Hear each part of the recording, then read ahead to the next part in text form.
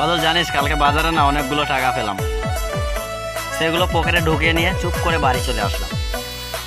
তারপর টাকাগুলো গোনার সময় মা হঠাৎ ডাক দিলেন, তারপর ঘুমটি ভেঙে গেল।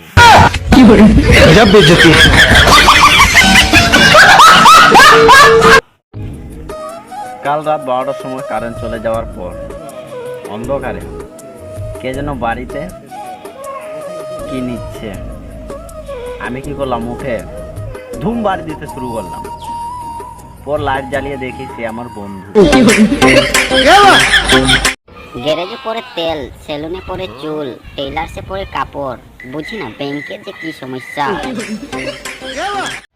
তো বন্ধুরা, আজকে সকালে ঘুম থেকে উঠে দেখি আমার ভিডিওগুলো টিকটকে সব ভাইরালই হয়ে যায়। কি বলে? দেখতে দেখতে দুর্গা পূজাও চলে এলো। আমরা কি সিঙ্গেলেই পূজা করব? এমনি পটিয়ে যাবে। সো ফ্রেন্ডস, ইতিমধ্যে সকলে হেমিস্টার থেকে টাকা ইনকাম করছে। কালকে আমিও পেয়েছি 10,000 টাকা।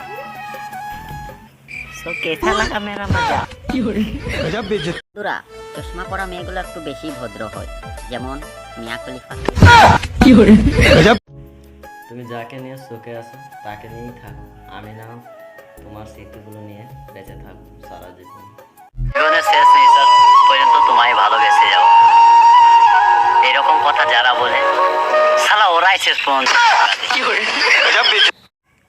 ওই সুন্দরী মিনি, কান খুলে শুনে রাখ, আই লাভ ইউ।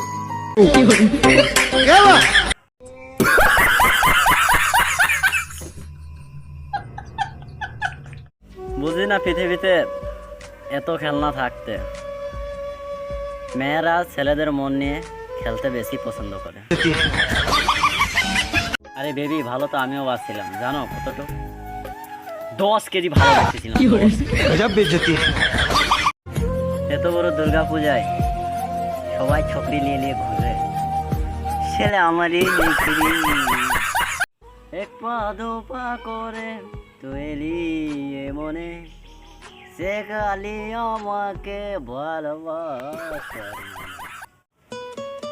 এই দুনিয়াতে কাউকে ভালো ভালো কথা বলতে